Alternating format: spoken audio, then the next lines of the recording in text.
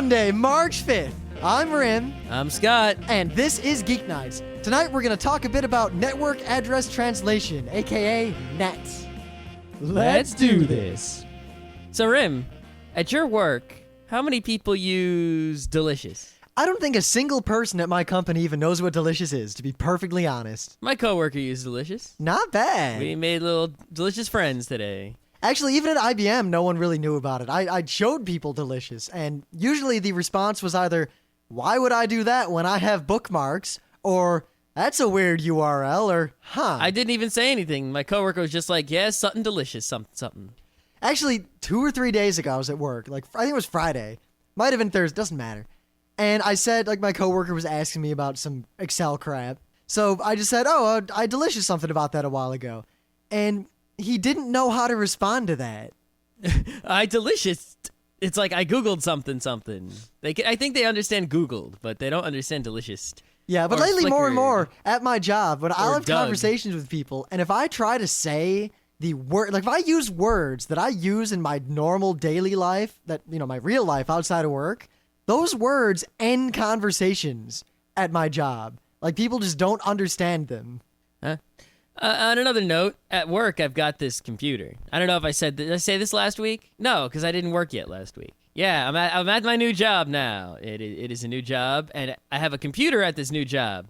It's a Dell, but it has a Core 2 Duo. And I will say this Core 2 Duo is the fastest computer I have ever used. Didn't you start work Thursday last week? That's what I said. And we did a show Thursday night.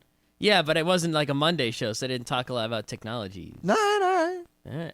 Anyway, this is so fast, this computer. But the problem is, it's got an Intel video card, which is fine, because Intel video cards are open source, and there are drivers for them. But the driver for this one is in kernel 2.6.18, and I'm using Ubuntu Edgy, which is kernel 2.6.17. So just use Feisty. Yeah, right, that's what I'm going to do. My work computer, I'm going to have it crashing left and right with unstable-ass, in-development Feisty Fawn. That's a good idea. How unstable is Feisty by now? Pretty unstable. How do you know? All right, you use it for your daily life and see what happens. I don't have any computer to put it on. You can use that one right there. What, my computer? No, the one that has Edgy on it, right in front of you. No, because I need that one. Ah, I need my work computer more than you need that computer. No, I think I need this one more than you need your work computer. No, that's not true. But anyway, so an NVIDIA video card is the answer. So to make the long story short, we got the NVIDIA video card because my work was smart and they just bought it on Newegg. Wow, it's a smart work I'm at there. God, my work didn't know that Newegg existed. They needed computer parts. And I said, why don't you just go on Newegg? And they said, what? I said, Newegg. What? Newegg.com. So it's an online store? Yeah. What was that URL again? Newegg. You mean like a new egg? Yes. Just so everyone knows, Newegg doesn't pay us money to advertise for them. We pay them money to give us the computer parts that we use to tell you about them. Well, I used to use Egghead, and then I used and then I used Newegg and TC Computers, and now I just use Newegg. If you want to get Rim's money in exchange for parts of computers, make sure your store has the word egg in the name. Well, I did just eat an egg. The last egg in the house, in fact. Right. I fried it in bacon grease, if you must know. In the course of installing this NVIDIA video card, I learned about a few things. I learned what a PCI Express 16 slot looks like. It's little. It's real little. I learned what low-profile card means. They're little. Yep. And I opened up a Dell for I was opening up this Dell, which is really thin and quiet. And I expected that when I opened it, there'd be a mess inside and be a horrible nightmare of a case to deal with. Like old Dells or Gateways or any Yeah, if you go open up a Packard Bell computer from 1997, that's a freaking hell, freaking goddamn. You might as well just throw the computer out because it's less painful than opening it. Yeah, we actually did throw away a Packard Bell that we had because while it was functional, we needed to add RAM to it, and we couldn't get to the RAM. Right. So then I wanted to take the RAM out and salvage it, and I couldn't get to it, and it wasn't worth it. Because the cases on those things are disastrous. And I think that actually the modern HPs, I look at them, and I'm pretty sure they're also disastrous, but I'm not 100% sure. But this Dell, I opened it up, and it was very nice. It was quiet. And there was easy access to everything, and everything was arranged nicely, and it was pretty good. beat expectations. I'd actually, depending on the price, and what I can get, I mean, that computer was fast enough. Well, whenever I make a computer, a lot of people have a prejudice against pre-built machines, and I don't have any innate prejudice. I always get whatever's the best deal for the money of whatever I want to buy, performance, power, all that stuff. And yep, I'm the same way. I always compare the Dell or the Gateway or whatever to whatever I can build on my own. And it's just every time I built a computer, whatever I built on my own was 4 times faster and half the money. But now... Yeah, I've always done the same exact thing. If I buy a computer, I say, all right, how much did I pay? How much would it cost me to get this computer? $1,500? Okay. Let's see what Dell is selling for $1,500. Let's see what HP is selling for $1,500. And it's always slower than what I've just bought for $1,500. Even if I click customize and get exactly what I want. So, well, what I might do, because I considered this before in the Pentium 3 days, and it was almost worth it. Like, it was on the edge of being worth it. Buy the pre-made computer that comes with the really nice monitor and the nice video card and all that stuff, and then take all those parts out, scrap whatever motherboard they give you, buy a real 8-bit motherboard, and then put the computer back together. Yeah, see, actually, the nice thing about this computer was that everything was arranged. It was like a weird motherboard. I had no idea what the hell motherboard it was, some Dell thing, but it worked. And everything was arranged in this nice fashion that allowed it to be quiet and small, and yeah. And there wasn't a lot of room to expand, though. So there was no way you were going to fit more than, like, one more hard drive in there. Yeah, the computer I got now, the old, year 2000 beast, I got the biggest tower I could get because I expected over the course of my life to fill this thing with drives, and I pretty much have. There's 4 hard drives in there, and I've got room for, like, 7 more. Yeah, I think that is the one thing that would actually keep me from considering buying one of these things, is that there's not a lot of room to expand. But then again, if we have a SAN, we don't need any expansion room. We don't need more hard drives. That's true. I mean a NAS, not a SAN. We can't afford a SAN. Yeah, I'm just thinking because there's a SAN issue. I like how work. SAN and NAS are both storage computer things, but it's exact reverse acronym. Yeah.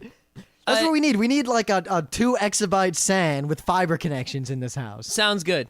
The last thing I got to say is that that laptop that I ordered on February 12th, like the middle of last month, finally shipped today, although they haven't taken my money yet. So maybe it's going to be free. I don't know. Maybe they didn't actually ship it. It says shipped on the website, and yesterday it said expected ship date today. So I'll believe that website. So yeah, if anyone's considering buying a laptop, if you want it soon, I recommend you do not order it from the manufacturer's website, especially if the manufacturer is Fujitsu. I will comment on the quality of their laptops probably next week. So in the news, everyone's favorite company is finally doing something smart.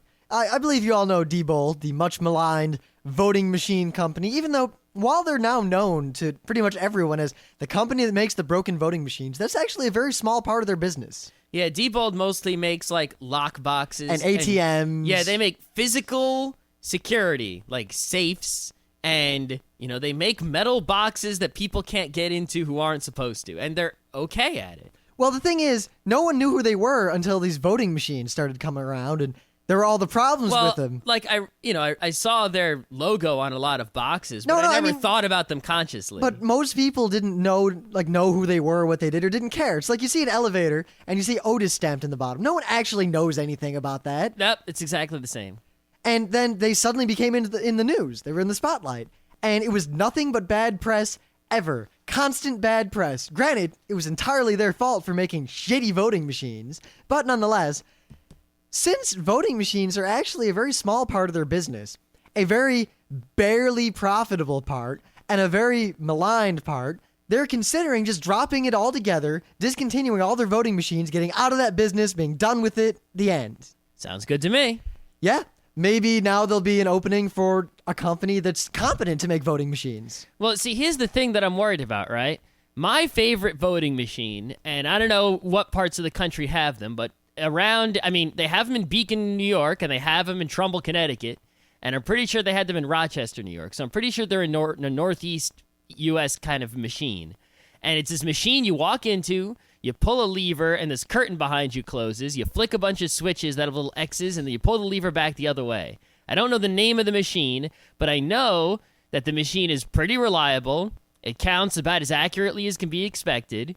It's secure, and you can't vote twice or anything like that. and they don't make them anymore, and the company that made them is gone. However, in this case, I don't feel bad because Diebold, people shouldn't be using those machines anyway. No, so. they shouldn't, but here's the thing. We got 2 companies making voting machines going away.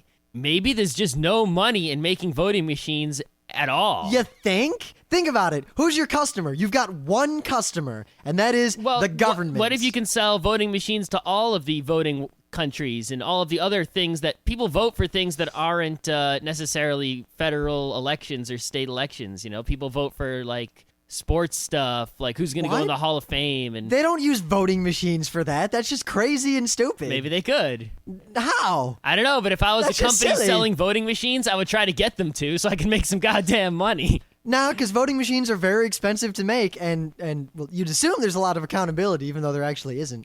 The problem is that your only real customer, even if you did sell one-offs like that, is local governments and the federal government and state governments. Yep. And none of them want to spend money ever. So they're going to bid low. Their pride is not even, if you don't have a product that's so cheap that they can't afford to not buy it, they'll just keep using the broken machine they've already got. Yeah, it just worries me that, you know, it would be nice to have good voting machines that were everywhere, that were always the same and always worked well, and the company that made them actually still maintained them and made more of them in case something happened. Well, the thing is, Diebold was making money, supposedly, on the voting machines, just not enough money for them to care, especially considering the bad press they were getting. Yep. So a company could make voting machines and be profitable, which would be great. But it couldn't be continually increasingly profitable, which means no venture capitalists will go anywhere near it, and anyone who has the business sense to start a company like that has the understanding that they can make more money in any other industry. Yep. So no one smart is going to make voting machines. Yeah, here's the other problem I just realized just now. If you make good voting machines, those voting machines will last a long time and not break often, and thus, once you've sold them to everyone, you got nothing left to do. That's why you always sell them with the service contract and you make them proprietary. Yep. Oh, but then you're doing part of what Diebold did. Yep. You know, there's just no easy answer. I mean, the easy answer in a perfect world is the government should make voting machines and just pay for them like have a standard. Voting machines need to meet X standard. And then have money and say that no matter what, every government election will have these voting machines. That way there's no chance of problem. However, there's no way, I'd think, in our current government that could be done efficiently and without massive grafts. It's just not going to happen however much we want it to. Even if it wasn't graft, I just think it would be, in some way, there would be so much loss, either by corruption or incompetence or just inefficiency. So I found this great news that is not only, bad, but also relevant to the topics we have been discussing in recent weeks. What topics would those be? Well, I guess intranets and networking in some way. Ah. All right, well, for those of you who don't know, an intranet website is a website that you can only view when you're on the same intranet. Like if you work for a company and you have your internal corporate website that you can only get to from work. Yep, that's what we're talking about. So, Best Buy, like most other companies, of course, has intranet websites. If you are at a Best Buy office or in a Best Buy store using a computer on the Best Buy internal network, you can visit this site. And the problem is, Best Buy also has a real website. And they have somehow decided, who knows why, that the URL for the Best Buy website is bestbuy.com. However, if you are on the Best Buy network, the URL for the internal Best Buy website is also bestbuy.com. All right, that shouldn't be a problem, except Best Buy advertises prices on their real website. And a lot of people go to the bestbuy.com at home. They see prices for products. They then go to the actual Best Buy store and they say, I saw this price on the website. How come this is not the price in the store? The person in the Best Buy store takes a computer, which is on the Best Buy network. You see where we're going with this. And goes to bestbuy.com, and the price there is not the same one that the person saw on their computer at home, and thus their choice is to either buy the product at the higher price or go home empty-handed. Thievery! It's basically thievery. Now, is it intentional? it's a tough call whether it's intentional. I'm going to go with yes. That's my opinion, my hunch. My guess is I'm saying 60% likely that it is intentional. However, I do not think it is like intentional as in everyone knows that this is going on. The employees aren't smart enough to realize that they're going to the secret intranet website, to trick the customers or anything. Well, if they were, they wouldn't be working at Best Buy. That's for sure. And if it is intentional, it's probably just a few people at Best Buy saying, hey, we can totally do this and make the internal website bestbuy.com. And, whenever there's low prices on the real website, we'll just put low ones on the intranet site and go, ha ha ha. See, I'd have to see a rundown of which prices were different and in what direction they were different. But unless the only way I could see this happening is, say, the internal one and the external one generate static pages and pull from their price database at different intervals. In which case, this could happen legitimately. However, most likely, they just dynamically generate the content. I don't know. I haven't really looked at Best Buy's website. If that's the case, I can't see any way this could happen except malfeasance. Well, the other thing is maybe the internal website. There's people who work for Best Buy that manage the content on the websites and stuff like that. Maybe they purposefully make the internal website different from the external one because the internal one is being visited by Best Buy employees and whatever, and it has different customers. Oh, yeah, but the price database, the database information holding prices and products should be the same between both. There's no reason for it not to be unless you expect to rip people off with it. Well, usually it's like special sales, and maybe they have special internal sales and special external sales. Who knows what they do? I have no idea. But yeah, it's a pretty good chance that there's something sketchy going on. But the thing is, if they were doing that, why would they make it look exactly like the outside website? I don't know. I see no legitimate cause for this. Well, I like I said, I think there's a 60% chance it's intentional by someone at Best Buy, and 40% chance they're just stupid. I'm going with an 80% chance of malfeasance. All right. Anyway, the Best Buy basically said that they're going to train their employees on how to get to the real bestbuy.com instead of the intranet bestbuy.com. So wow. that this doesn't happen. That seems like not the right solution. Yeah. Why don't they just make the same make the intranet website a different URL so no one would visit it by accident? Yeah, in fact, it seems like the training would just make managers aware of the fact that if they don't want to honor a sale, all they have to do is go to the bestbuy.com internal. Gee, I don't know. Best Buy, I'm not going to claim that Best Buy is some evil company because they're not really any worse than most other companies, but I just generally dislike many of the practices of Best Buy. Yeah, Best Buy is pretty sketchy. Mostly the fact that their employees, well, probably not their fault. They're probably forced, well, I know they're forced to do it. They really push those bullshit monster cables on you when you can buy non-monster cables. Well, the problem is the employees at Best Buy are normal people. They believe that shit just as much as the people they're selling it to. They're not experts on what they're selling. It's just all...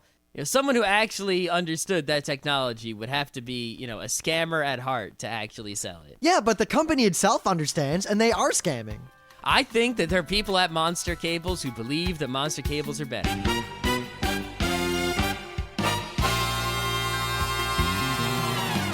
Things of the day. Okay. My thing today is something very old that I finally found again after trying a lot. Basically... Teenage Mutant Ninja Turtles? No. So, at my work, my coworker is an Emacs user. Ooh. If you don't know what that is, don't worry. Yes, I'm a VI man. So... I'm also a VI man, though I'm also ashamedly a Nano Pico man. Yeah, I used to be a Nano Pico man, but then I sort of don't use those anymore. It depends on what I'm doing. Yeah. VI pretty much does it for me no matter what's going on these days. Anyway, so, we had a little funny, we're not like vicious, grr, you stupid ass using Emacs or anything, but, we were like, hee, Emacs, VI, hee.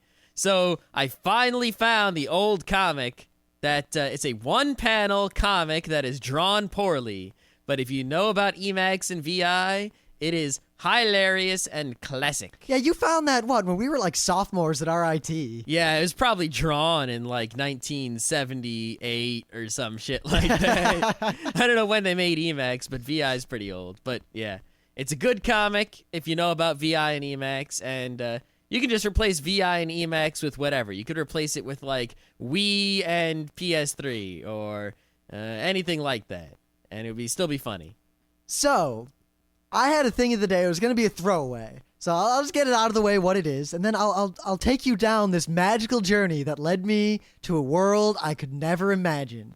You see, Dig often has pseudoscience. Sadly, this real world that you can never imagine is the real world.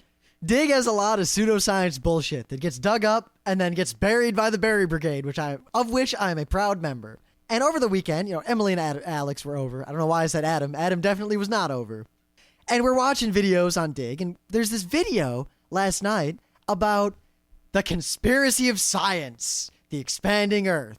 Yes, scientists are keeping a secret from you. They know the real history of the Earth, and they're telling you some other history of the Earth they want you to believe, but they know the truth, and they're keeping it from you for evil reasons, which there aren't any of. So Scott had buried this without even looking at it, because it's obvious what it is. Some crazy conspiracy, not whatever, no big deal.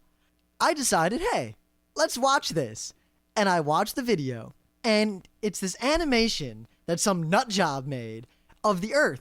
And he makes the Earth shrink, and all the while he's talking in this crazy kind of, that voice that those conspiracy nuts always have. There is a kind of conspiracy of silence among certain scientists. They know, but are not telling you, that the upper tectonic plates of Earth also join in the Pacific. Not partially. They join totally. You are asked to believe that the continents swim or drift about willy-nilly, bumping and crashing as if they were on a greased skillet. This is not true. The simple truth is apparently too upsetting to too many apple carts.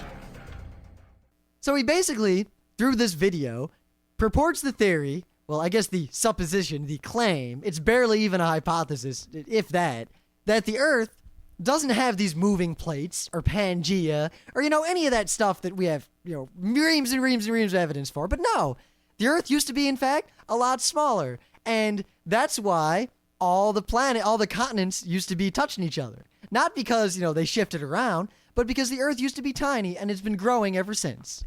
And, I don't know, I didn't watch it long enough to find out his explanation as to where the water came from. But, where did the water come from? I mean, the video just shows the ocean's kind of shrinking and everything's shrinking and this bad animation of all the plates and all the continents kind of coming together. Meanwhile, he's talking his crazy nut job, and this is one of those typical, it's reminiscent of Time Cube.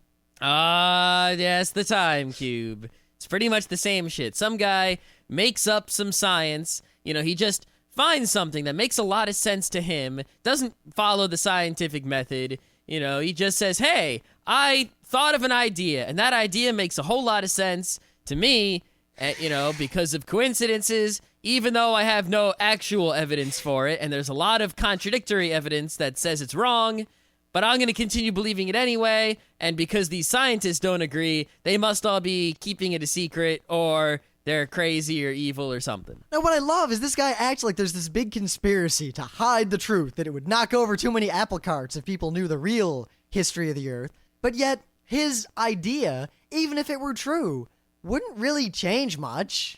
What apple carts is you're knocking over, What man? industry? I ask you, our faithful listeners, what industry, what industrial complex has a vested interest in hiding the fact that the Earth used to be tiny and is growing? Nobody. And where did the water come from? Now, that was my thing of the day. In fact, if the Earth were growing, that would be fantastic because then we wouldn't run out of room. Now we'd have issues with gravity and bumping into things. In which case, what can we do about it? Well, we could just keep digging holes and making the Earth smaller and shooting it out into space. I guess. When I was a kid, actually, when I was a little kid, and I was learning about space, because, every kid wanted to be an astronaut dinosaur. Mm-hmm. So I realized that whenever they went up into space, they brought air with them and pee and all that stuff with them, and they left stuff out there. And I thought, wait a minute, astronauts are going to destroy the Earth because they keep taking our air and letting it out in space. And eventually they're going to take all the air up there. How are we going to get it back? And as a kid, this was a dire problem, as far as I could tell. But anyway, that would have been my thing of the day. I would have been done right then after making my little joke, telling my childhood fears. And then we would have gone on to talk about network address translation. But Scott buried this, and I didn't want to dig it. So I had to search through the buried articles on Dig to find it, to link to it for my thing of the day. And I was doing that before the show, being proactive. And I watched it again for funny and to get the audio out of it. And I noticed that in the related articles, or the related videos, there were like 10 more videos by the same guy with all sorts of crazy conspiracy theories, all involving plate tectonics, surprisingly enough. All right, so the guy's name was what? So Neil Adams has made all these videos, and they're all crazy. So I just Googled Wikipedia, look up Neil Adams, see if someone wrote an article about this nut jobs, and they'll have something to say on the show. And the first link is to Neil Adams, the semi-famous Marvel drawing dude. He drew comics for Marvel. I've never read a Neil Adams comic, but I said, yeah, that's right. I have heard people talk about a guy who makes comics called Neil Adams. So I think, all right, obviously this guy just shares a name with the nut job. So I keep searching. And when he keeps searching, I said, wait, it might be the same dude. And I think, you know what? The odds of that are pretty low. So I look around. I don't see much else on the internet. And then I find neiladams.com, and I see comic stuff and 3D animation stuff. And I also see crazy conspiracy theory stuff at the bottom. So I go back to Wikipedia, and down under trivia, it says, Adams has very publicly promoted a theory credited to Samuel Warren Carey, that the Earth is hollow, and along with every other celestial body, is growing. He has spoken at length on this through articles and animations on his official site, www.neiladams.com, and participated in an article about the subject in Wired magazine. Well, I can tell you this. I have never read a Neil Adams comic to my knowledge, so I cannot comment on their quality, but the Earth is most certainly not hollow. If you dig, you will be burned by lava.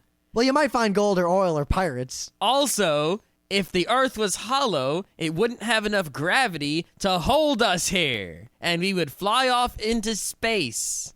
Now, just the fact that I found this nut job, and it turns out that he's a semi-famous comic artist who's also a nut job, and he's very open about this, and he's made all these videos on the internet, so he's at least somewhat technically competent.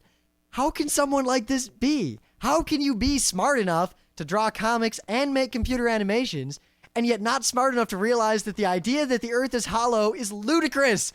Ludicrous! Because I don't know. This guy's like, I'm going to say it straight up, Neil Adams, for whatever, he won some awards. He won the Shazam Awards and the Alley Awards and all this stuff, but he's a crazy nut job. He's a kook. He's an idiot. He's a crank. He's a crackpot. He's a kook. And I find this hilarious. It is quite hilarious. So anyway, we're going to talk about network address translation. Now, again, we're going to talk about this in layman's terms like we've been doing lately. If you're not familiar with networking or ports or IP addresses or any of that stuff, check out the previous 2 Monday night episodes where we have talked about IP addresses and ports and all that stuff in layman, easy to understand terms. All right, so before I want to talk about what network translation is, I want to talk about the problem it solves. Do you remember when we were talking about IP addresses, how, IP addresses are between 0.0.0.0 and 255.255.255.255. So how many total possible IP addresses are there? That's 255 times 255 times 255 times 255. Possible. Well, I think the point is that there is a finite number. Yes, there are not that many possible IP addresses. And also, that alone, if that's not bad enough, a lot of the addresses in there can't be used because they're reserved or they're special or they're part of something else. So it makes the pool even smaller. Yes, so there are not enough IP addresses. And people are thinking about making technologies in the future where your toaster will have an IP address and your refrigerator will have an IP address. And if we do that, there aren't going to be enough of them for every device that needs one. So, one solution to this problem is to replace the whole IP system with a different IP system. A more different IP. Called IPv6. Now, IPv6 is interesting because it would give more IP addresses per square meter of the Earth's surface than we could probably ever use. It is in many ways, or at least looked at by many experts, to be the end-all of many of the problems that IP faces currently. However, it is, one, it didn't really exist back in the day, and two, it is not being adopted in any reasonable rate. Well, Yeah. It also has problems. It's not perfect. Yes. The thing is, IPv6 would be great, but we're not implementing it in any real world, super situations across the planet because it would basically mean we have to take everything apart and put everything back together again, which no one wants to do. And also, we don't really need to go to IPv6 because while we have more devices on the internets than we have IP addresses, we have a solution to this problem. The solution is NAT. You see, back when the IP crunch, as people call it, was starting to really get into full swing, and there was a lot of talk about, are we going to run out of IP addresses? The US has all the IP addresses, and it's hard for anyone else to get on the internet, and it was a big deal. And people realized that you could actually deal with this problem in an interesting way. Let's say you made a box, a special box where you plug in your network on one end of it, and you plug in the outside world on the other end of it. So it's a little box between your network and the internet as a whole. Now, let's say I have 100 or 1,000 computers, but I only have, I have 100 computers, but I only have one IP address. Without that box, I can only have one of my computers go online. It's got an IP address. All my other computers can't do anything online. They can't have an IP address because there aren't any. That sucks.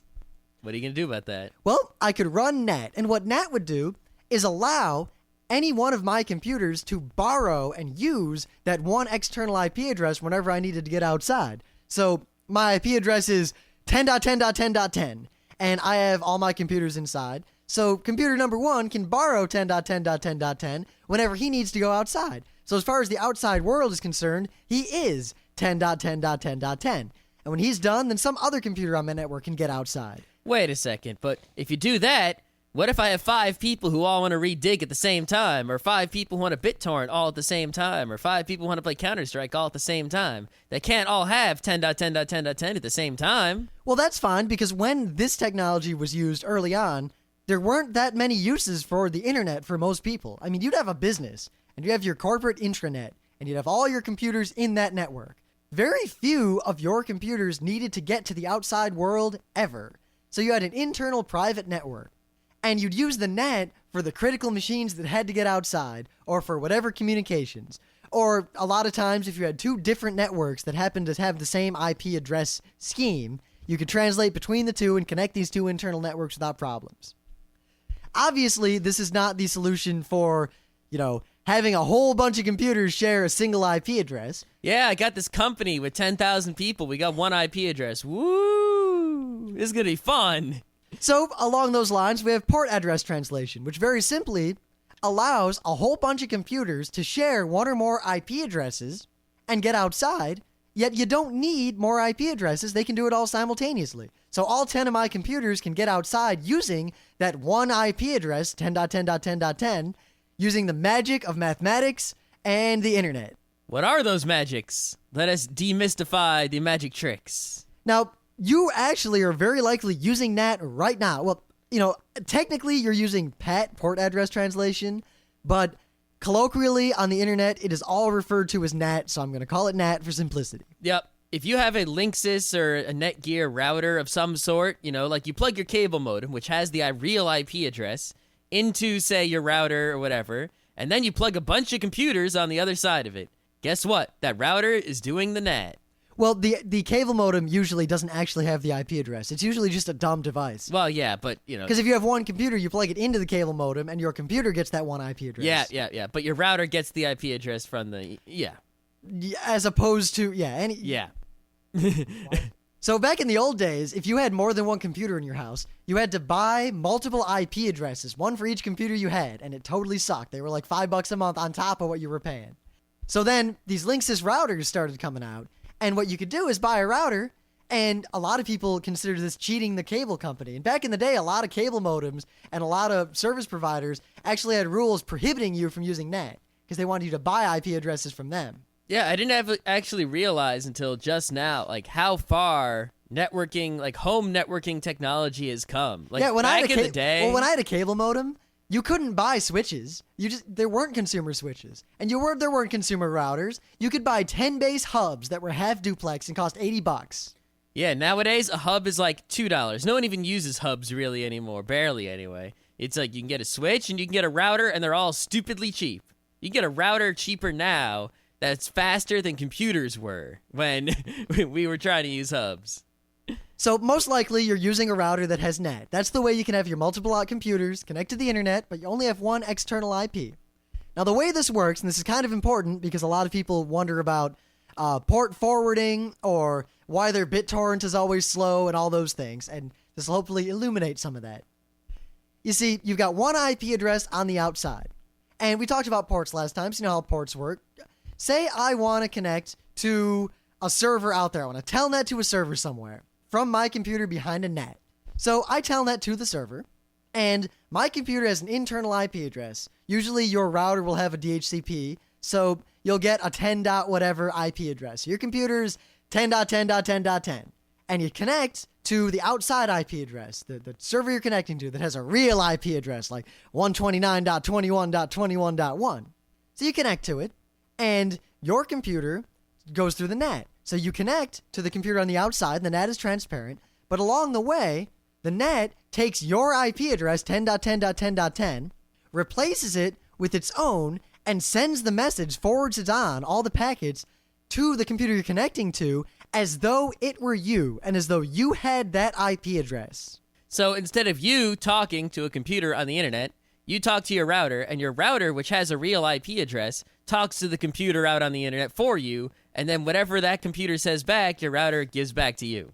Now, how could this work if you have more than one computer connecting? Because now, I connect out, and the thing tries to talk back to me, it talks back to my NAT router. The router then forwards those packets to me. How would the router know to forward stuff to me or to my other computer? How would the other computer out on the outside world know who it was talking to? What if two people behind a NAT were both connecting to the same server? How would it deal with that? So it does all this with ports. So I connect through the NAT to the outside. The outside computer thinks that I'm coming from my external IP address, the NAT IP address. But when my computer number one connects through the NAT, it'll talk to port 23 on the outside external computer from a random high port number, say 12,001. And then when computer number two from my inside connects, it'll connect to the NAT will make it so it looks like it's connecting to the outside computer from the same IP address, but from port 12,002.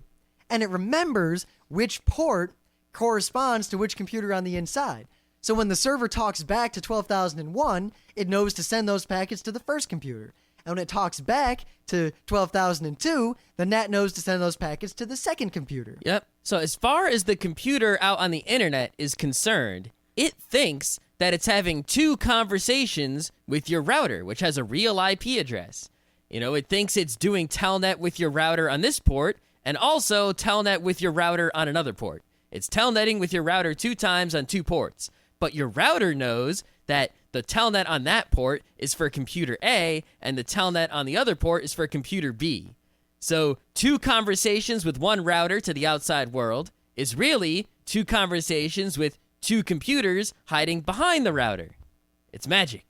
So now it does this for every single connection that you make. So if you open your web browser, then it makes another one for all your web connections. If you whatever you're doing, every application you try to run and connect to the outside, it opens up another port for that. And it maps that port to your computer. So you think, all right, theoretically, I mean, if you remember to the last episode, you have 65,535 ports. So theoretically, you could have that many connections shared among one IP address. The number is actually much, much smaller than that just due to the fact that your Linksys router is not actually very powerful. It can probably only handle a couple thousand at most. Yep. So what happens if we had 1,000 computers and we had everyone opened up a web browser and an instant messenger? That's like 2,000 right there at least, and the router can't really handle that. You know, let's say let's say the router had a supercomputer in it, right? It was a super router. What if we had 70,000 computers and they all opened the web browser? What do you do? Well, it just fails, and almost no consumer-level equipment gives you the power or the capacity to deal with that problem. Oh. So it's not something you have to worry about. That sucks. Yeah, luckily, I can't think of anyone, even us, who would ever have a home network that would outstrip a consumer-level Linksys NAT. I guess if you had some spywares that kept opening up ports to spam servers all over the world, then it probably wouldn't happen. No, just wouldn't happen. Now, that's pretty much it. That's how NAT works on a basic level. Now, there are a lot of ramifications of this. Number one, we can touch on briefly. Think about it. Every time I go out, it maps whatever port, it maps the ports to figure out that any traffic coming back from whatever I went out on will go to my computer. What if something from the outside wants to connect to me? What if I've got a FTP server on my internal network and I want someone on the outside to be able to connect to me? Well, they try to connect to the router on the FTP port, and the router says, I'm not running an FTP server, go fuck yourself. Yep, because remember, the real IP address is your router. That's the real IP address on the internet. So if someone tries to connect to that from the outside to your router, they're connecting to a router. That router doesn't know shit. It's not a computer. Well, I guess it is technically a computer, but it doesn't have any services running on any ports waiting for connections. So if you try to connect to that router from the outside world, it goes, I don't know what the hell you want. And this is a good thing. Yeah. Because it gets you a lot of security. Yeah, if you are a little more technically adept, you can install a program like Ethereal or whatever they call it now and sniff. Wireshark. Yeah. Yeah. And try to look at the stuff that's going on from your cable modem or from your DSL. Yeah, just plug your computer directly into your cable modem and then run Ethereal or Wireshark or whatever. You'll see thousands upon thousands upon thousands of worms, attacks, spams, garbage, gibberish, just this constant sea of never-ending bullshit. Yep, so imagine if your computer, instead of your router, had the real IP address itself. All of that stuff would be hitting against your computer, and your computer would have to have some sort of firewall or other security measures installed so that it would have to say, no, no, no, go away, no. I mean, you know all those Windows worms that came about, especially in the 90s, where a worm would go around connecting to like Windows shares and messing things up? All those things would do is they would say, if you see a computer, try to connect to it on this port and then give it this information. So they'll try to connect to your computer on that port, but your computer is actually the router, and the router's not listening on that port, so it doesn't care what comes in on that port. It doesn't even look at it. So nothing will come into your network unsolicited, and all your computers behind the NAT router will be safe unless you do something stupid like, download an Outlook attachment or something like that. As far as worms that are trying to attack you from the outside go, they can't get past the router unless you let them. So it keeps the outside world out, which is good from a security standpoint, but it's bad for a lot of things. For example, BitTorrent. Yep. But to not go into details about BitTorrent, because we could do a show on this more specifically. Actually, this would be a good idea. We should do a separate show on specific applications and what you should do to your router to make them work better. I don't know. There's a It's lot mostly just port numbers. Yeah, but even then, we could do a forum thread at least. 'Cause Yeah, remember, forum thread is Oh, good. no, because remember Steam. You got to do weird stuff to make Steam work. Only if you have more than one person playing games in the same house. Yes, which is often the case with geeks. It is. Because very few people have multiple IP addresses. It's true. So this is good from a security standpoint because it keeps all the outside out. Nothing can get in unless your router is compromised, bad firmware or a loophole or a security problem or whatever, which is kind of rare. That's almost never going to happen. Oh, well, it used to happen way back in the day. Way back. Not today. Not likely. Yeah, not likely at all. Not something you have to worry about. Or two, if you open up a hole to let stuff in. Now, what if you want stuff to come in? I mean, I said before, my little FTP server, no one on the outside can connect to it. What if I want people to be able to connect to it?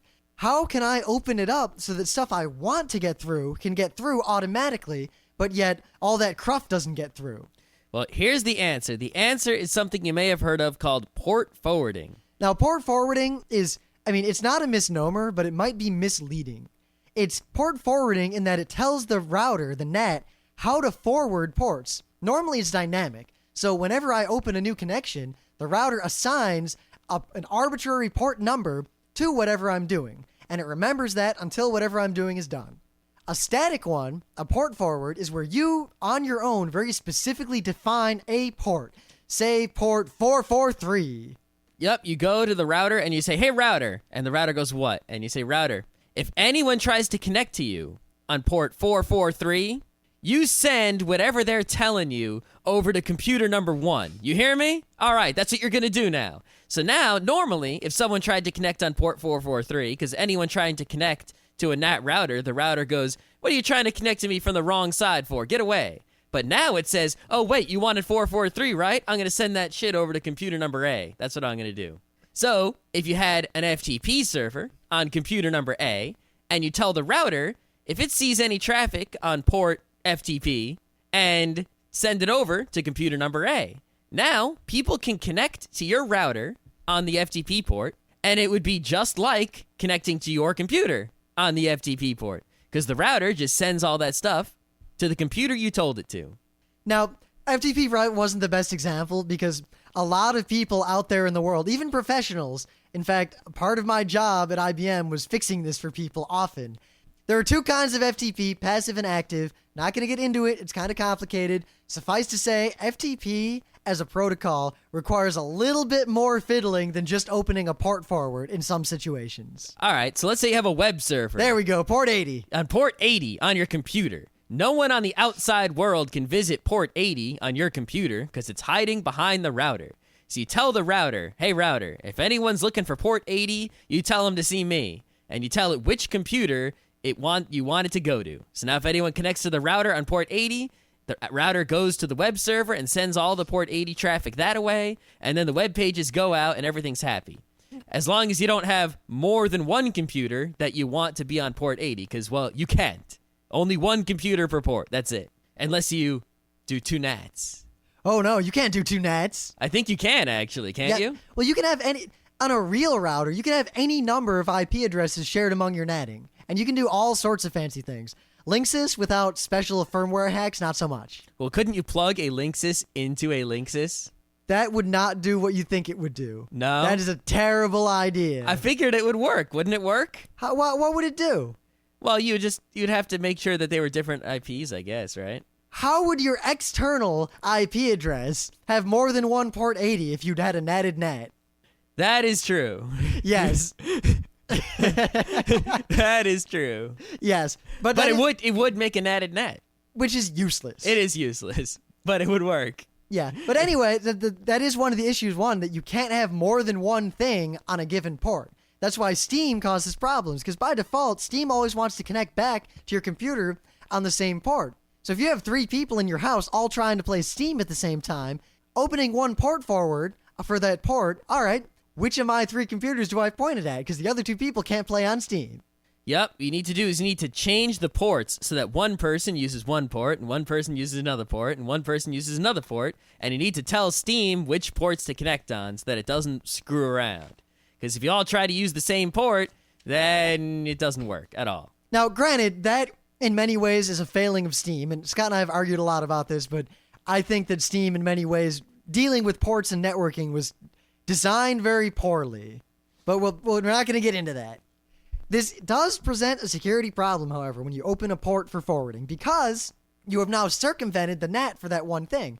So say you open up port 443 and you point it at your 443 computer that runs 443 stuff. Anything on the internet can hit that. So you have basically exposed your computer to the outside world in one little hole. So if there's an exploit that would have used port 443 to break in, and it hits your router, it'll hit that computer as though the router wasn't even there. Yeah, it's like you can poke a hole in the router on one port, and basically make a little hose that goes from that hole into one computer on your network on that port. But now, that protection that the router was giving you by keeping the bad stuff out, well, any bad stuff that falls into that hole is going to go straight through. So you got to be real careful when you port forward and when you don't. I highly recommend that if you are port forwarding, because you need to do something like that, open up the port when you're using it and close it when you're not using it. Nah, that's really a giant pain in the ass in most situations. It is a pain in the ass, but it's still a good idea. Yeah, more likely you're going to open up the ports for things like BitTorrent or Steam. Yep. BitTorrent is probably the number one. I'm not going to get into it. You can just Google around. There's a million guides. It'll tell you exactly what ports to use. Or if you're using something like Azurius, you can tell BitTorrent to use a specific port for all incoming traffic, and then tell your router to forward that one port to your computer. And it can be arbitrary, so you pick a different one for every computer that'll use BitTorrent, and everyone's happy.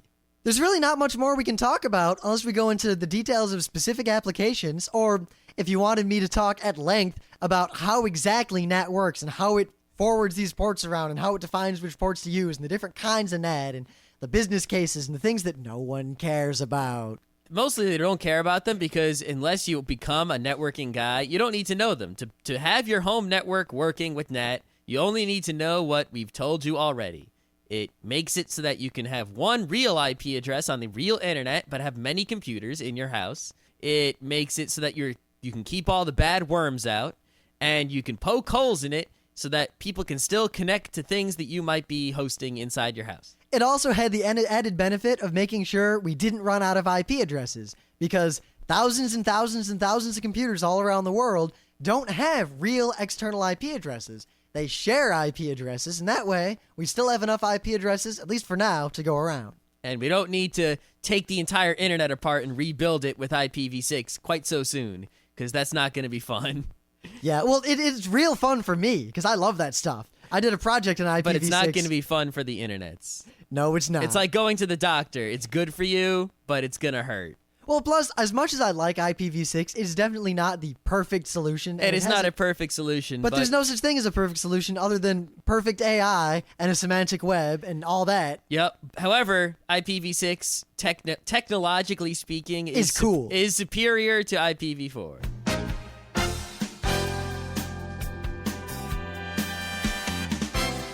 This has been Geeknights with Rim and Scott. Special thanks to DJ Pretzel for the opening music.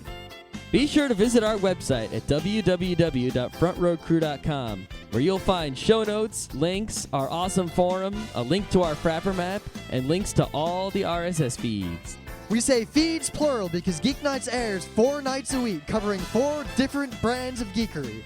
Mondays are science and technology. Tuesdays, we have video games, board games, and RPGs. Wednesdays are anime, manga, comic nights. And Thursdays are the catch-alls for various rants and tomfoolery.